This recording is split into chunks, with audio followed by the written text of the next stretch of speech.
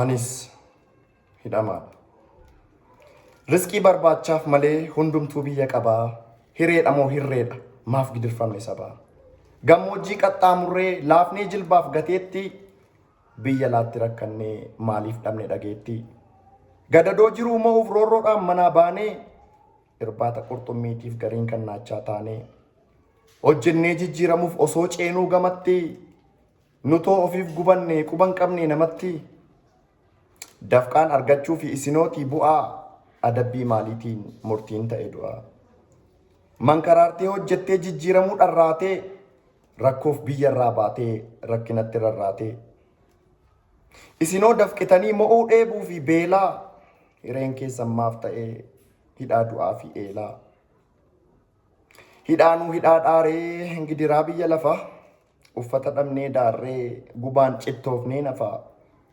Osoo lammii qabdanii homaa wallaalamtanii feestaaliidhaan duutanii isaan awwaalamtanii. Kan darbeef osoo boonyuu badduu baane baranaa bara baraan lakkoofnee gadduu taane jaranaa. Anaan yaa obbolaa koo anaa nyaatu yaa tiru qoraafamaan akka kee ardii kanarra hin jiru.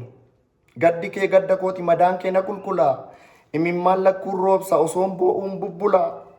Gidiraan keessa kootii cabni keessan caba koo. Rabbiin sin haa qaqqabu anaa keessan saba koo. Rakkinaaf manaa baatan homaa badiin qabdanu.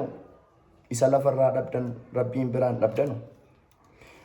Osoo gidirfamuu argaa lammiin koo sanyiin gootaa gammadee hin jiraadhu anillee hidhamtoota. Garaa keessattiin aadanan ittananan ho'a. Madaa kulkulee baadhee tasan kolfunan bo'a.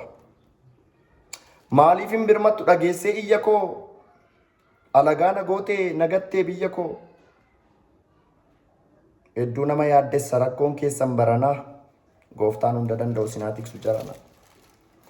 Jireenya fooyyeffachuuf rakkoof biyyaa baatanii biyya ormaa keessatti akka malee taatanii. Imimmaan keenyan qoruu ijji boo'aa bubbula. Madaan keessanis keenya nu guba nu kulkula. Uumaan uumama hundaa kan namaaf qabu naasu. Dandeettiif humna qabu hidhaadhaa sinaa baasu. Uumaan uumama hundaa kan namaaf qabu naasu. Hidhaa shumeessii keessa rabuun sinaa baasu.